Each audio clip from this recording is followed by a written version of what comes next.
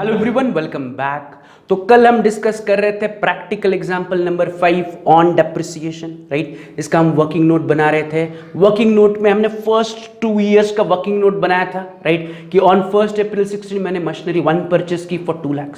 फिर first year के and में 31 मार्च 17 को मैंने M1 को डेप्रिसिएट किया SLM से 20,000, तो मेरा WDV M1 का बचा 1,80,000। So at the beginning of the second year मेरे पास M1 था 1,80,000। फिर मैंने क्या किया, 1 जुलाई 17 को मशीनरी 2 परचेस की फॉर 40,000। इन मशीनरी 2 कॉलम मैंने लिखा, तो M1 1,80,000 को ऑलरेडी मेरे पास पहले साल से नीचे आया था, एंड मैंने M2 40,000 का इस साल that is in second financial year नया खरीदा।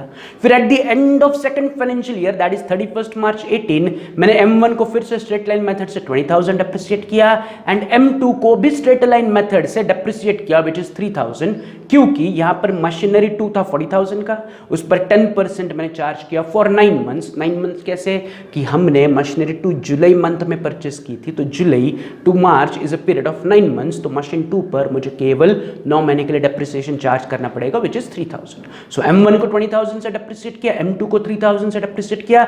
डेप्रिसिएशन डिडक्ट करने के बाद मेरे पास M1 की WDV that is written down value बची 1,60,000 एंड मशीन 2 की WDV बची 37,000। So at the beginning of third year मेरे पास M1 बाकी है 1,60,000 का, M2 बाकी है 37,000 का, राइट। तो अब मेरा तीसरा साल शुरू हुआ ऑन 1 अप्रैल 18 जो एंड होगा 31 मार्च 2019। अप्रैल 18 में मेरा ईयर स्टार्ट हुआ, फाइनेंशियल ईयर स्टार्ट होगा, तो वो एंड होगा 31 मार्च 19। तो आई हैव टू चेक कि इस बीच में अप्रैल 2018 से लेके मार्च 2019 के बीच में क्या कोई ट्रांजैक्शन हुई, तो उसका answer is yes. On 31st March 19, the company sold machinery 2 purchased on 1st July 2017 for 35,000। तो सिंपली 31st March 2019 यानी कि थर्ड ईयर के एग्जैक्टली एंड पे, थर्ड ईयर के बीच में भी नहीं, थर्ड ईयर के एग्जैक्टली एंड में हमने मशीनरी 2 बेची।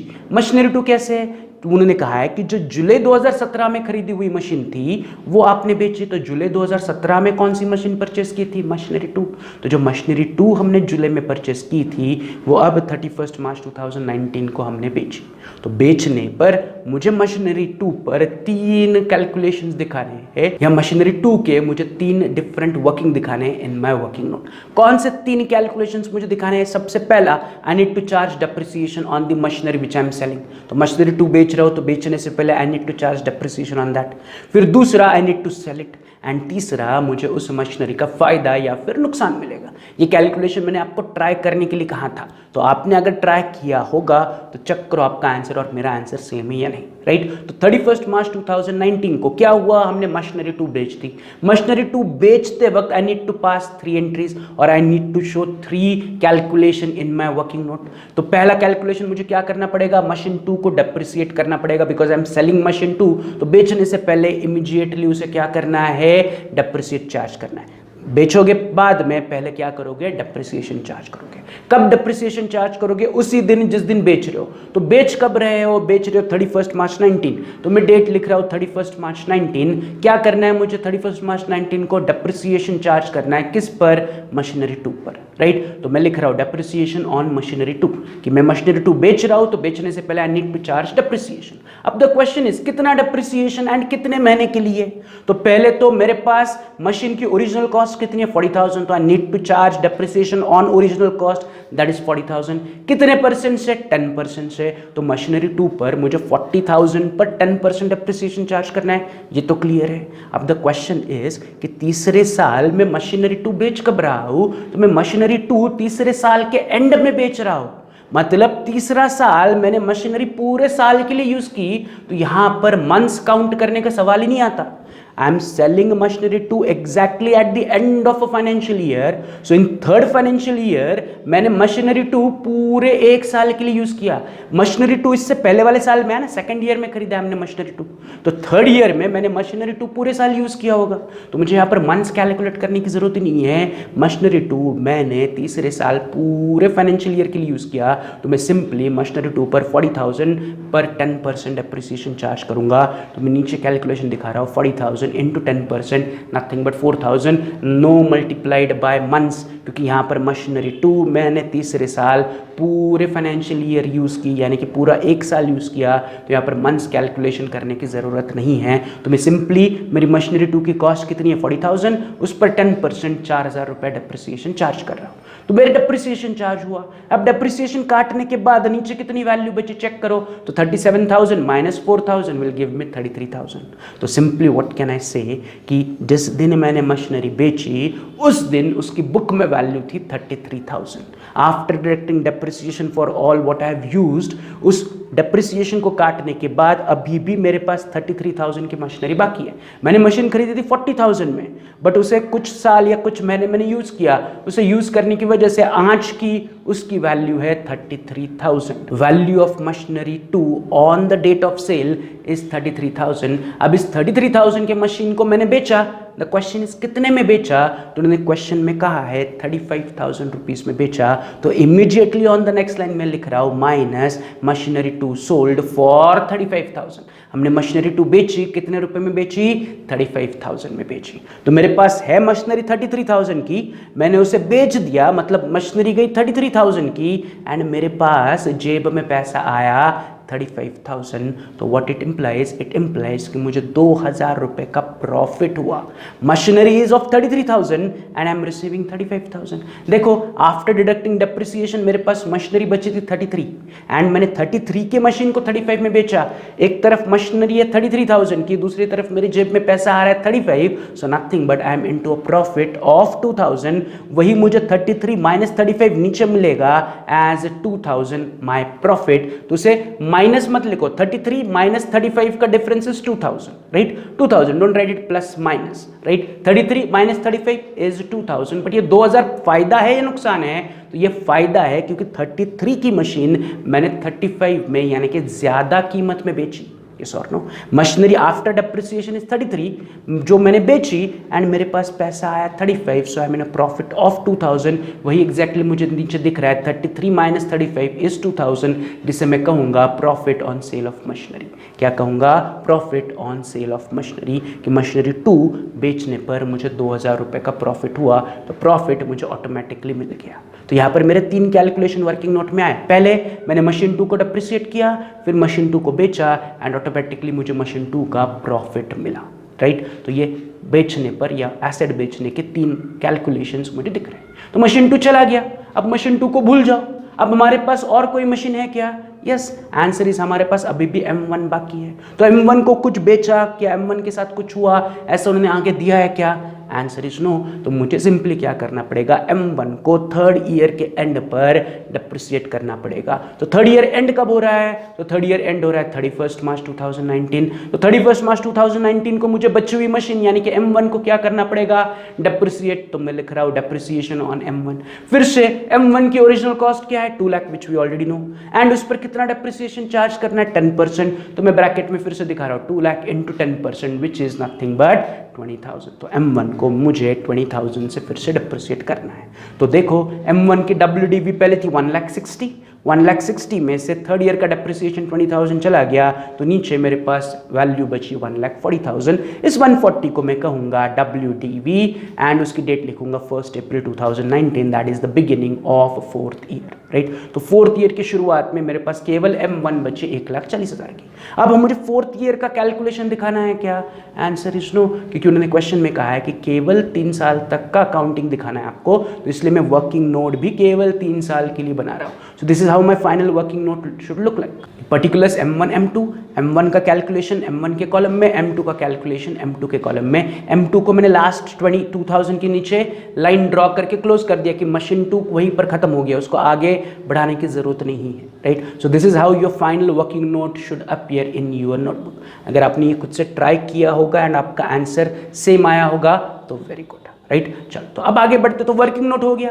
अब हमारा अगला काम क्या है, अब हमारा अगला काम है जो उन्होंने लेजर्स पूछे थे, उन्होंने कौन से लेजर ड्रॉ करने के लिए कहे थे, machinery account and depreciation account, उन्हें कंप्लीट करते तो हमारा सम कंप्लीट हो जाएगा।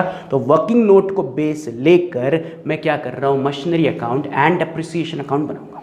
बट दोनों को एक साथ बनाओगे तो थोड़ा सा कंफ्यूजन क्रिएट होगा। तो हम क्या करेंगे, पहले मशीनरी अकाउंट 3 साल के लिए कंप्लीट करेंगे, फिर डेप्रिसिएशन अकाउंट 3 साल के लिए कंप्लीट करेंगे। अगेन मशीनरी अकाउंट में एंट्रीज करने के लिए मैं बेस लूंगा मेरा वर्किंग नोट, डेप्रिसिएशन अकाउंट में एंट्रीज करने के लिए फिर से बेस लूंगा वर्किंग नोट। तो working note will be our base for doing the accounting. Is this clear? तो देखो वर्किंग नोट में पहला ट्रांजैक्शन क्या है कि 1 अप्रैल 2016 को आपने मशीनरी परचेज की 2 लाख रुपए की। अगेन ये वर्किंग नोट की अभी मैं फिलहाल एंट्री सिर्फ मशीनरी अकाउंट में पोस्ट करूंगा, डेप्रिसिएशन अकाउंट हम बाद में पोस्ट करेंगे। पहले मशीनरी पूरा कंप्लीट करते हैं फिर डेप्रिसिएशन अकाउंट में आते हैं। तो आपने मशीनरी परचेस किया, तो मशीनरी परचेस करने पर मशीनरी अकाउंट के डेबिट में एंट्री होगी। Debit what comes in machinery account will be debited. तो आपने मशीन खरीदा तो मशीन खरीदने की एंट्री मैं मशीनरी अकाउंट के डेबिट में करूंगा। कब खरीदा? 1 अप्रैल 16 को, तो मैं डेट में लिख रहा हूं 1 अप्रैल 16 to bank account 2 lakh. Machinery account के डेबिट में टू बैंक अकाउंट। अगर इसकी आप journal entry side by side pass करना चाहते हो तो इसकी जर्नल एंट्री बनेगी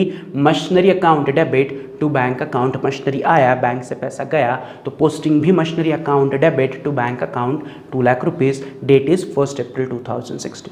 तो मशीनरी 1 आया। उसके बाद देखो वर्किंग नोट में क्या हुआ, 31 मार्च 17 यानी कि फर्स्ट फाइनेंशियल ईयर के एंड में हमने जो अवेलेबल मशीन थी उस पर डेप्रिसिएशन चार्ज किया। कितना डेप्रिसिएशन चार्ज किया? 20,000। तो डेप्रिसिएशन की एंट्री मशीनरी अकाउंट के क्रेडिट में होगी। मशीनरी आया, अब वो डेप्रिसिएट होगा तो अपोजिट साइड। तो मशीनरी अकाउंट के क्रेडिट में मैं डेट लिख रहा हूं 31 मार्च 17 बाय डेप्रिसिएशन अकाउंट 20,000 कि मशीनरी खरीदा 2 लाख में एंड पहले साल के एंड में मैं उस पर 20,000 रुपीज डेप्रिसिएशन चार्ज कर रहा हूं। तो 31 मार्च 2017 को मैंने वर्किंग नोट के हिसाब से डेप्रिसिएशन मशीनरी अकाउंट में रिकॉर्ड किया। तो machinery I and eight the end of the first year उसे हमने डेप्रिसिएट कर लिया। तो जैसे ही मैं डेप्रिसिएशन चार्ज करता हूं मशीनरी पर, immediately I need to balance the machinery account. मैं इमीडिएटली मशीनरी अकाउंट को बैलेंस कर रहा हूं। डेबिट साइड बड़ा है, क्रेडिट साइड छोटा है, तो my balancing figure is 1,80,000 on the credit side. Debit के 2 लाख, क्रेडिट के 20,000, तो डेबिट इज 2 लाख बिगर, तो मैंने टोटल में दोनों तरफ 2 लाख लिखा। 2 lakh minus 20,000, my balancing figure is 1,80,000। तो मशीनरी अकाउंट में अभी भी 1,80,000 रुपये हमारे पास बैलेंस है, जिसे मैं कहूंगा bye balance carried down. And उसे उठा के मैं सेकेंड ईयर के शुरुआत में नीचे लेके आऊंगा। To balance brought down 1,80,000। Date will be 1 April 17, that is the beginning of second year. तो सेकेंड ईयर के शुरुआत में मेरे पास मशीनरी है 1,80,000, राइट। तो वो फर्स्ट ईयर कंप्लीट हुआ, मैंने अकाउंट को क्लोज किया, मशीनरी का बैलेंस सेकेंड ईयर में लेके आया। अब सेकेंड ईयर में क्या हुआ, तो सेकेंड ईयर में 1 जुलाई 17 को हमने मशीनरी 2 परचेस की फॉर 40,000। सेकेंड ईयर में क्या हुआ, 1 जुलाई 2017 को हमने मशीनरी 2 परचेस की फॉर ₹40,000। तो मशीनरी 2 परचेस करने की entry, again I am purchasing a machine, तो मशीन खरीदने की एंट्री में मशीनरी अकाउंट के डेबिट में लिखूंगा। तो डेबिट साइड में मैं डेट लिख रहा हूं 1 जुलाई 17 to bank account 40,000, right. Bracket में आप पेंसिल से अपने अंडरस्टैंडिंग के लिए लिख सकते हो टू बैंक अकाउंट, ब्रैकेट में M2, right, for your understanding if you want. या सिंपली कि पैसे गए एंड मशीनरी 2 आई, तो मशीनरी आने की एंट्री मशीनरी अकाउंट के डेबिट में। कब मशीनरी खरीदी? 1 जुलाई 17 को, पैसे देके खरीदा इसलिए टू बैंक अकाउंट। कितने रुपए की मशीन है? 40,000 की। तो मशीनरी 2 परचेस करने की एंट्री होगी ऑन 1 जुलाई। फिर आगे क्या हुआ, 1 जुलाई 17 के बाद 31 मार्च 18 को हमने M1 एंड M2 दोनों को डेप्रिसिएट किया। M1 को मैंने डेप्रिसिएट किया बाय 20,000 एंड M2 को मैंने डेप्रिसिएट किया बाय 3,000। तो इसका सिंपल मतलब है दोनों मशीन्स को मिला के मैंने डेप्रिसिएट किया 23,000 से। 20,000 ऑन M1, 3,000 ऑन M2, दोनों मशीनरी मिला के मैंने कितने का डेप्रिसिएशन चार्ज किया? 23,000। तो इस 23,000 डेप्रिसिएशन को मुझे अपने मशीनरी अकाउंट में रिकॉर्ड करना पड़ेगा। फिर से depreciation will be charge on machinery account credit side. Machinery account assets के हमेशा क्रेडिट में डेप्रिसिएशन जाएगा, तो मैं मशीनरी अकाउंट के क्रेडिट में आ रहा हूं। डेट लिख रहा हूं 31 मार्च 18 बाय डेप्रिसिएशन अकाउंट 23,000। कैसे 23,000? तो M1 का डेप्रिसिएशन 20,000, M2 का डेप्रिसिएशन 3,000, तो 20 plus 3 my total depreciation is 23,000। तो मैंने मशीनरी पर 23,000 रुपीज डेप्रिसिएशन दिया eight the end of second year. Eight the end of second year 31 March 18 is the end of second year. 20,000 plus 3,000 दोनों मिला के 23। Machinery account is combined account for all the machineries, right. यहाँ पर M1 account, M2 account, M3 account ऐसे नहीं करना है, right. तो फिर कितने सारे अकाउंट्स बन जाएंगे। Machinery account is a combined account for all the machineries which we are having. जैसे हमने लास्ट एग्जांपल में भी देखा था, तीन मशीन थी, तो तीनों को मशीन का एक ही अकाउंट में हमने अकाउंटिंग किया था, राइट। तो यहाँ पर भी हम M1 M2 का दोनों का क्लब करके डेप्रिसिएशन लिख रहे हैं। तो एक बार मैंने साल के एंड में डेप्रिसिएशन चार्ज किया, अब मैं क्या करूँगा, इमीडिएटली मशीनरी अकाउंट को बैलेंस करूँगा। फिर से मशीनरी अकाउंट का डेबिट साइड बढ़ा है 2,20,000, दोनों तरफ मैंने लिखा 2,20,000 माइनस 23,000 क्रेडिट, तो मेरा डिफरेंस आ रहा है 1,97,000। तो मशीनरी अकाउंट में अभी भी हमारे पास 1,97,000 का बैलेंस बाकी है, जिसे मैं कहूँगा by balance carried down, and immediately उसको उठा के थर्ड ईयर के शुरुआत में मैं लेके आऊंगा to balance brought down 1,97,000। Third year शुरू कब हो रहा है, 1 अप्रैल 18, तो मैंने डेट लिखी 1 अप्रैल 18। तो 1 अप्रैल 2018 को मेरा तीसरा फाइनेंशियल ईयर स्टार्ट हुआ। अब इस फाइनेंशियल ईयर में क्या हुआ, that I have to check. तो 1 अप्रैल 18 से लेकर 31 मार्च 2019 के बीच में कुछ नहीं हुआ, बट ऑन 31 मार्च 19 हमने M2 बेचा। तो M2 बेचने पर पहले मुझे M2 को क्या करना है, डेप्रिसिएट करना है। तो फिर से अगेन यहाँ पर हम केवल M2 का डेप्रिसिएशन वर्किंग नोट में दिखा रहे हैं, तो मैं केवल यहाँ पर अकाउंट में भी M2 का ही डेप्रिसिएशन दिखाऊंगा, क्योंकि M2 बेच रहे हैं। तो M2 बेचने से पहले मुझे M2 को डेप्रिसिएट करना है। तो M2 को कितने रुपए से मैं डेप्रिसिएट कर रहा हूँ बेचने से पहले, 4,000 रुपीज़। तो ये 4,000 रुपीज़ M2 का डेप्रिसिएशन उठा के मैं मशीनरी अकाउंट में लेके आ रहा हूँ। डेट लिख रहा हूँ 31 मार्च 2019, बाय डेप्रिसिएशन 4,000, कि मैंने 31 मार्च 2019 को M2 बेचा, लेकिन बेचने से पहले मैं उसका डेप्रिसिएशन रिकॉर्ड कर रहा हूँ। एक बार मैंने डेप्रिसिएशन रिकॉर्ड किया, अब मुझे चेक करना है कि मैंने M2 बेचा कितने में। तो वर्किंग नोट में देखो M2 वॉज सोल्ड फॉर 35,000। आपने मशीनरी 2 35,000 रुपीज़ में बेचा, तो मुझे बेचने की एंट्री करनी है। कॉमन सेंस, खरीदने की एंट्री हम डेबिट में करते थे, तो बेचने की एंट्री क्रेडिट में करोगे। तो M2 बेचने पर M2 बेचने की एंट्री मैं मशीनरी अकाउंट के क्रेडिट में करूंगा। तो फिर से मशीनरी अकाउंट के क्रेडिट में मैं डेट लिख रहा हूँ 31 March 19, by bank account 35,000। Why bank account, क्योंकि मशीनरी बेचोगे और उसके बदले में आपके बैंक में पैसा आएगा। जैसे मशीन खरीदते वक्त मशीन खरीदा, मशीन आया, पैसा गया, वैसे ही मशीन बेचोगे तो पैसा आया, मशीन गया। तो अगर इसकी जर्नल एंट्री आप देखोगे तो it will be bank account debit, पैसा आया, bank account debit to machinery account, machinery चला गया, यस और नो। तो मशीनरी जा रहा है इसलिए machinery account credit, but machinery के बदले में क्या मिला, पैसा मिला, इसलिए बाय बैंक अकाउंट, राइट। तो पहले मैंने मशीन जो बेच रहा हूं उसका डेप्रिसिएशन रिकॉर्ड किया, फिर उसे बेचने की एंट्री की। अब मुझे तीसरा बताओ कि मशीन बेचने पर आपको फायदा हुआ या नुकसान हुआ। तो वर्किंग नोट में हमें दिख रहा है profit on sale of machinery is 2,000 rupees, कि मुझे मशीन बेचने पर फायदा हुआ, नुकसान नहीं हुआ। फायदा हुआ तो जब भी फायदा होगा वो रिकॉर्ड करेंगे हम मशीनरी अकाउंट के डेबिट में, not on credit, right. Machine बेचो क्रेडिट, मशीन को डेप्रिसिएट करो क्रेडिट, मतलब डेप्रिसिएशन एंड बेचना हमेशा क्रेडिट में ही जाएगा। मशीन बेचा क्रेडिट, मशीन को डेप्रिसिएट किया क्रेडिट। गेटिंग इट, कि मशीनरी बेचते वक्त हमें 3 एंट्रीज करनी है। जैसे मैंने कहा कि ये 3 नंबर दिमाग में फिट करो कि बेच रहे हो तो I need to pass 3 entry. पहला, उस मशीन का डेप्रिसिएशन हमेशा जाएगा क्रेडिट में। दूसरा, मशीन को बेचो, हमेशा जाएगा क्रेडिट में। तो जो पहली 2 एंट्रीज आपको क्रेडिट में दिख रही है, इससे पहले भी हमने जितने सम्स किए थे जहां पर मशीन बेचने की एंट्री थी, हमेशा मशीन का depreciation and sale of machine will go on the credit side of asset account. But अगर फायदा होगा तो वो जाएगा डेबिट में, नुकसान होगा तो जाएगा क्रेडिट में। जैसे कि लास्ट क्वेश्चन में हमें मशीन बेचने पर नुकसान हुआ तो नुकसान मैंने मशीन के क्रेडिट में लिखा था, बट इस क्वेश्चन में हमें फायदा हो रहा है तो फायदा मैं मशीनरी के डेबिट में लिखूंगा। तो जो 2,000 का फायदा है उसे उठा के मैं मशीनरी अकाउंट के डेबिट में लिख रहा हूं।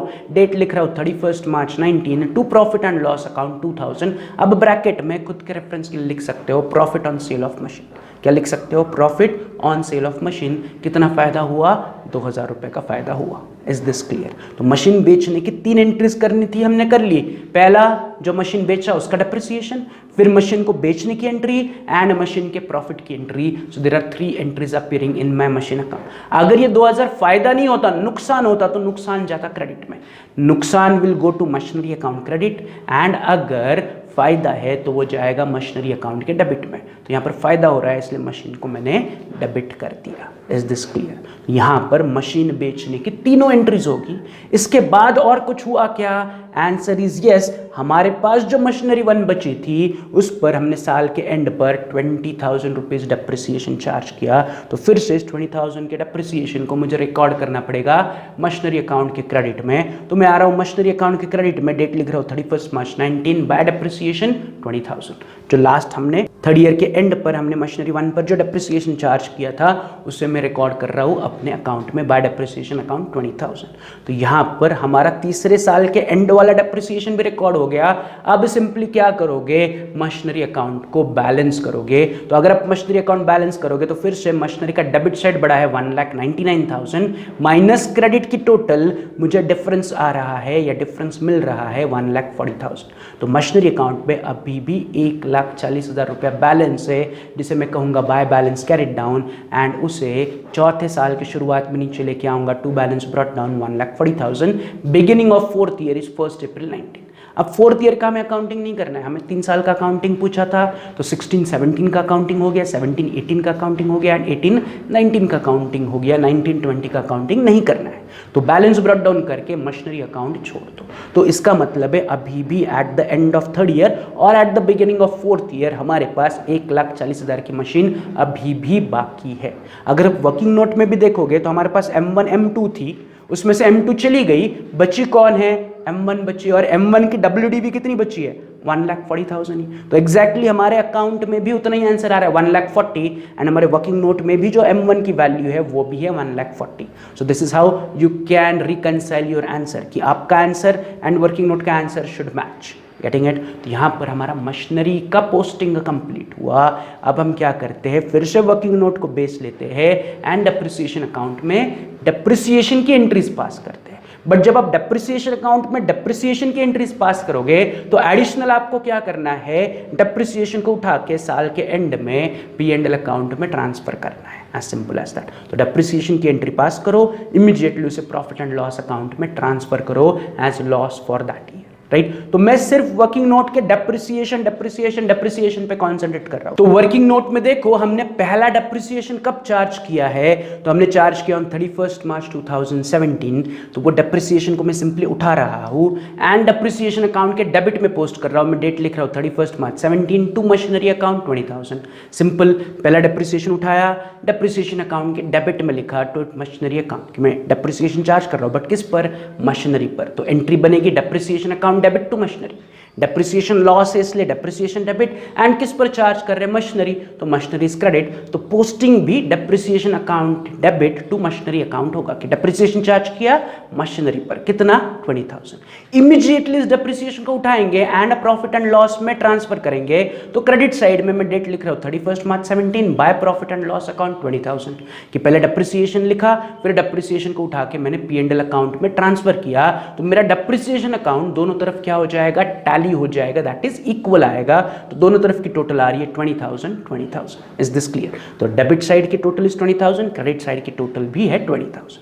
तो यहां पर पहले साल का डेप्रिसिएशन रिकॉर्ड किया, P&L में ट्रांसफर किया, डेप्रिसिएशन अकाउंट टैली हुआ। फिर मैं क्या करूंगा? वर्किंग नोट में चेक करूंगा फिर से डेप्रिसिएशन कब चार्ज किया? 2nd ईयर के एंड में 31 मार्च 18 मैंने M1 पर 20,000, M2 पर 3,000 यानी कि दोनों को मिला के 23,000 रुपीज डेप्रिसिएशन चार्ज किया। आप ऊपर अकाउंट में भी देख सकते हो, मशीनरी अकाउंट में भी देख सकते हो कि 31 मार्च 18 बाय डेप्रिसिएशन इज 23,000। तो सिंपली 2nd ईयर के एंड पे मैंने दोनों मशीन को मिला के 23,000 डेप्रिसिएशन चार्ज किया। तो उसी को मैं रिकॉर्ड करूंगा डेप्रिसिएशन अकाउंट के डेबिट में। मैं डेट लिख रहा हूं 31 मार्च 18 टू मशीनरी अकाउंट 23,000 की depreciation account debit to machinery. Total depreciation at the end of 2nd year is 23,000। Immediately उसको मैं ट्रांसफर करूंगा P&L अकाउंट में। तो क्रेडिट साइड में लिख रहा हूं 31 मार्च 18 by profit and loss account 23,000 कि मैंने पहले डेप्रिसिएशन लिखा, फिर उस डेप्रिसिएशन को मैंने क्या किया? P&L अकाउंट में ट्रांसफर किया। तो मेरा डेप्रिसिएशन अकाउंट फिर से हो जाना चाहिए tally on both the side. So वो टैली हो रहा है for 23,000। No balance carried down brought down. Debit में भी 23 है, क्रेडिट में भी 23 है, दोनों साइड इक्वल है। No balance is remaining in the depreciation account. Right? तो ये हुआ फॉर द 2nd ईयर। अब आते हैं 3rd ईयर में। थर्ड ईयर में मैंने पहले 31 मार्च 19 केवल M2 को डिप्रिसिएट किया क्योंकि मैं उसे बेच रहा हूं, तो M2 का डिप्रिसिएशन की एंट्री अगर आप मशीनरी अकाउंट में भी देखोगे तो अलग है, एंड M1 की डिप्रिसिएशन की एंट्री अलग है, तो मुझे M2 का डिप्रिसिएशन की एंट्री अलग एंड M1 के डिप्रिसिएशन की एंट्री अलग अपने मशीनरी अकाउंट में दिखानी पड़ेगी। तो 31 मार्च 19 को पहले मैंने क्या किया, M2 पर डिप्रिसिएशन चार्ज किया 4000, तो वो मैं पहले रिकॉर्ड कर रहा हूं 31 मार्च 19 टू मशीनरी अकाउंट 4000, केवल M2 का 4000 डिप्रिसिएशन मैंने रिकॉर्ड किया। फिर से 31 मार्च 19 मैंने M1 को 20000 से डिप्रिसिएट किया, तो वो मैं अलग से नीचे लिख रहा हूं 31 मार्च 19 टू मशीनरी अकाउंट 20000। तो इन द थर्ड ईयर मैंने 2 बार डिप्रिसिएशन चार्ज किया, तो मैं डिप्रिसिएशन अकाउंट में 2 अलग अलग एंट्रीज दिखा रहा हूं। पहला डिप्रिसिएशन का एंट्री है that is on machinery 2 which I have sold, तो वो अलग से रिकॉर्ड कर रहा हूं, एंड फिर जो M1 बचा था उसका डिप्रिसिएशन में अलग दिखा रहा हूं। बट अब इन दोनों को मिला के मैं एक साथ P&L में ट्रांसफर करूंगा, तो जब मैं प्रॉफिट एंड लॉस अकाउंट में थर्ड ईयर का डिप्रिसिएशन ट्रांसफर करूंगा तो मैं 4000 प्लस 20000 यानी कि 24000 ट्रांसफर करूंगा। तो ऑन द क्रेडिट साइड मैं लिख रहा हूं 31 March 19 by profit and loss account 24000 की मशीन 2 का डिप्रिसिएशन 4000, मशीन 1 का डिप्रिसिएशन 20000, दोनों मिला के थर्ड ईयर का डिप्रिसिएशन इज 24000 जो मैंने प्रॉफिट एंड लॉस अकाउंट में ट्रांसफर कर दिया। एंड इसी प्रकार से मेरा तीसरा साल भी डिप्रिसिएशन का टैली होना चाहिए, दोनों तरफ आ रहा है 24000, तो थर्ड ईयर का भी डिप्रिसिएशन अकाउंट टैली हो गया। So this is how your depreciation account should appear for 3 years. पहले साल सिंपल डिप्रिसिएशन चार्ज किया, P&L में ट्रांसफर किया, दूसरे साल डिप्रिसिएशन चार्ज किया, P&L में ट्रांसफर किया, तीसरे साल 2 बार डिप्रिसिएशन चार्ज किया, इसलिए 2 अलग अलग एंट्रीज आई एंड दोनों को मिला के मैंने total profit and loss account में ट्रांसफर की। तो we are done with depreciation account also. So this is how your depreciation account should look like. तो पहले हमने मशीनरी अकाउंट की एंट्रीज पास की या मशीनरी अकाउंट में पोस्टिंग किया, फिर हमने डिप्रिसिएशन अकाउंट में पोस्टिंग किया। तो यहीं पर हमारा practical example 5 complete हुआ। In tomorrow's lecture we are going to discuss and solve illustration number 4। कल हम कौन सा सम डिस्कस करके सॉल्व करने वाले हैं, इलस्ट्रेशन नंबर 4। तो your homework is to go through the question, read the question, right, जितना आप समझ सकते हो उतना अच्छा है, एंड अगर आप उसका फॉर्मेट एंड वर्किंग नोट पहले से ही ड्रॉ करके रख सकते हो तो उतना ड्रॉ करके रखो, कि उन्होंने जो जो अकाउंट्स पूछे एटलीस्ट वो ड्रॉ करो। फिर वर्किंग नोट में कंफ्यूजन है कि वर्किंग नोट कैसे ड्रॉ करनी है, तो वो कल हम डिस्कस करके वर्किंग नोट बना लेंगे। Is this clear? तो आपका आज का होमवर्क है कि इलस्ट्रेशन 4 पढ़ो, उसका बेसिक फॉर्मेट कि कौन से लेजर्स पूछे उन्होंने उतने ड्रॉ करके रखो, राइट, एंड अगर वर्किंग नोट बना सकते हो तो वर्किंग नोट भी ड्रॉ करके रखो। अगर कंफ्यूजन है वर्किंग नोट कैसे बनानी है तो कल हम जब डिस्कस करेंगे सम को तब बनाओ, राइट। चलो, तो फिर आज का लेक्चर हम यही कंक्लूड करते हैं, मिलते हैं इन नेक्स्ट लेक्चर, तब तक have a good day, see you, bye.